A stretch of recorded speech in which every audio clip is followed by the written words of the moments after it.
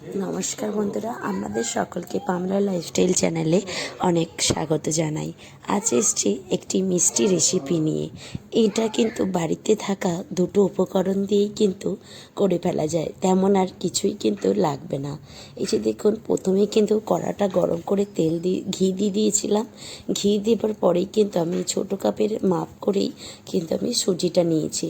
এটাতেই কিন্তু অনেকটা হবে, তো আপনারা যদি একটু বেশি করে বানাতে চান তো বেশি করে কিন্তু একটু সুজিটা নিয়ে নেবেন।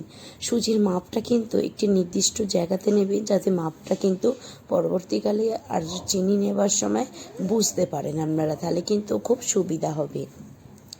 ঘিয়ে আমি 1 থেকে 2 মিনিট কি 2 থেকে 3 মিনিট মতনই মিডিয়াম ফ্লেমে কিন্তু ভেজে নেবো, হাই ফ্লেমে নয়। আর এটা একদমই লাল বা ব্রাউন কালার কিছুই হবে না, এটা পুরো সাদা কালার অবস্থাতেই কিন্তু থাকবে। থাকার পরেই কিন্তু আমি এটাতে 2 থেকে 3 মিনিটের মতন একটু নেড়ে চেড়ে নেবার পরে আমি এতে কিন্তু জল দিয়ে দেবো। জল দিয়ে দেখুন, এবার সুজিতে জলটা যে এতটা দিলাম, জলটা কিন্তু পুরোটাই টেনে নেবে। যে দেখতেই পাচ্ছেন সুজিটা ডোবো অবস্থায় কিন্তু আমি জলটা দিয়েছি। আর এই যে দেখুন কত সুন্দরভাবে কিন্তু টেনে নিয়েছে। সুজিতে এরকম 2 থেকে 3 মিনিটের পর নাড়তে নাড়তেই কিন্তু এরকম একটা কিন্তু ডোয়ের মতন আকার নিয়ে নেবে। এটা কিন্তু ঠান্ডায় গেলে আরও একটু টেনে নেবে।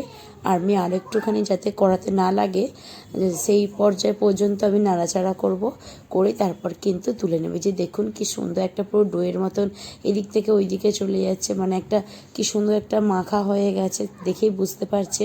তো এমন অবস্থায় কিন্তু আমি এটা নামিয়ে নেবো। একটা থালায় নামিয়ে নিয়েছি। নামিয়ে নেবার পরে কিন্তু 1/2 চা চামচের মতন আমি এখানে ময়দা এবং গুঁড়ো যে দুধ আমরা খাই সেই গুঁড়ো দুধটাও অ্যাড করব 1/2 চা চামচের মতন। মানে 1/2 চা চামচের মতন ময়দা আর 1/2 চা চামচের মতন গুঁড়ো দুধ। এখানে 1/2 চামচ নিলাম, কারণ আমার চামচের যে ডাবুর মুখটা একটু বড় টাইপ ছিল। আপনারা যদি ছোটো চামচে নেন তো 1 চামচের মতন ময়দা আর 1 চামচের মতন গুঁড়ো দুধটা অ্যাড করবেন। তাহলে কি বলুন তো, মাখতেও খুব সুবিধা হবে এবং খেতেও খুব সুন্দর লাগে এবং পুরো একদম সাদা ভাবটা আসে। তো দেখুন সুন্দর করে ভালো করে কিন্তু একটুখানি হাতের সাহায্যে মেখে নেবো।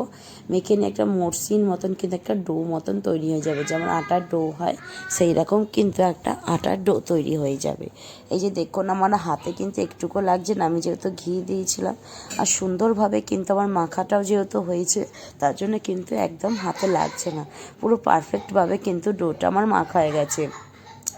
এরপর আমাদের একটা এরকম রান্নাঘরে সেলফ ছিল, তাদের কিচ্ছু দিতে হবে না, গুঁড়ি বলো আর বলো কিচ্ছু না, খালি ওইটা নিয়ে গিয়ে এবারে কিন্তু হাতের সাহায্যে ভালো করে চেপে চেপে দেখুন মেলে দিয়েছি। মেলে দেবার পরেই এবার ছুরির সাহায্যে যে চারদিকের কোণটা কেমন লাগছে, তো ফেটে গেছে, তো সেই অংশগুলো বাদ দিয়ে এটা ফেটে যাবেই বন্ধুরা।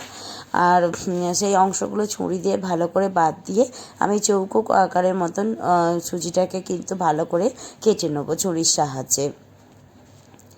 দেখুন আমি একটু চৌকো করে বড় বড় করে আকার দেবো, যাতে একটু দেখতেও ভালো লাগে। এই যে দেখুন, এটা কিন্তু বাড়িতে থাকা দুটো উপকরণ দিয়েই কিন্তু আপনারা বানিয়ে ফেলতে পারছেন। আর যে ময়দাই বলুন গুঁড়ো দুধ এগুলো কিন্তু বাড়িতে আমাদের থাকে, আর সুজি আর একটু ঘি লাগছে, আর কিন্তু কিছু বন্ধুরা লাগছে না। তো আমি তো বলবো একবার অন্তত বাড়িতে অবশ্যই মিষ্টিটা ট্রাই করতে, খেতে কিন্তু খুব সুন্দর হয় বন্ধুরা।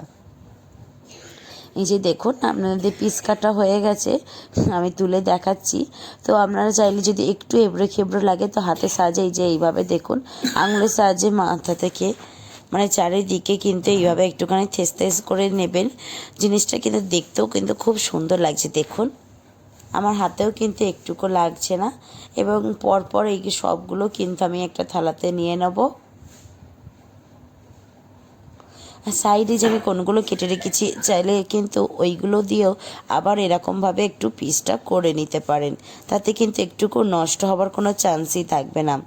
এই যে তেলটা কিন্তু একদমই হাই ফ্লেমে রেখেছি, তেলটা হাই ফ্লেমে করে ভালো করে কিন্তু গরম করে নিতে হবে। আর যখন ভাজবো তখন অবশ্যই হাই ফ্লেমেতেই থাকবে, এটা লো ফ্লেমে বা মিডিয়াম ফ্লেমে বা ধিম আঁচেতে আস্তে আস্তে করে ভাজার কোনো ব্যাপার নেই। এটা পুরো একদম তেলটা গরম গরম থাকবে আর তেলটা একদমই হাই থাকবে।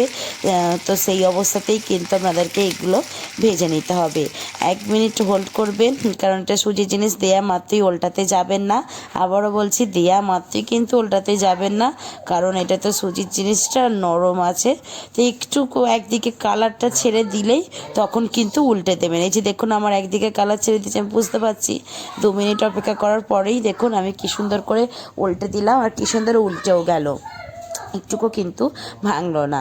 তো 2 মিনিট অপেক্ষা করার পরেই কিন্তু এইভাবে উল্টে দেবেন। উল্টে দিয়ে ভালো করে কিন্তু নেড়ে চেড়ে লাল করে আর কি ভেজে নেবেন। আমি তেমনই দুবার ধরে এটা ভাজতে লেগেছে, অল্প অল্প করে দিয়েছি, যদি ভেঙে যায় একটার উপর একটা চাপ পড়লে, ওই জন্য।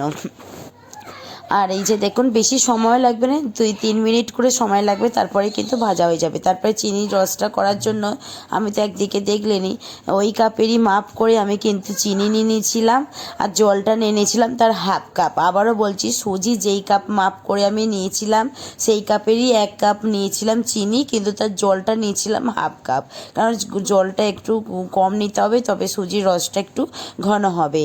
এই যে তারপরে এই সুজির রসেতেই গরম ছিল, তাতে কিন্তু গরম অবস্থাতেই আমি এই ভাজা মিষ্টিগুলো তুলে দিয়েছিলাম। আধা ঘন্টা অপেক্ষা করার পর কিন্তু আমি একটা প্লেটে নিয়ে নিয়েছি এবং আপনাদেরকে কেটে দেখালাম যে ঠিক কতটা কিন্তু নরম হয়েছে। আর ওপরটা দেখুন যেমনই ক্রিস্পি, একটু ভাজা জিনিস, ওপরটা যেমন একটু কড়মড় করছে আর ভেতরটা দেখুন কত রসালো, জিনিসটা কত সুন্দর হয়েছে। আর ভাজাটাও আপনাদেরকে খুলে দেখাচ্ছি, পুরো ফাঁপার মতন কিন্তু ভাজাটাও হয়েছে সুন্দর। তো কী ভাবছেন, তো ঝটপট করে বানিয়ে ফেলুন সুজির মিষ্টি সরভাজা। তো আশা করি অনেক অনেক ভালো লেগেছে এবং অনেক অনেক ভালোবাসা দেবেন আমার এই মিষ্টি রেসিপিটাতে। তো ভালো থাকবেন, সুস্থ থাকবেন, বাই।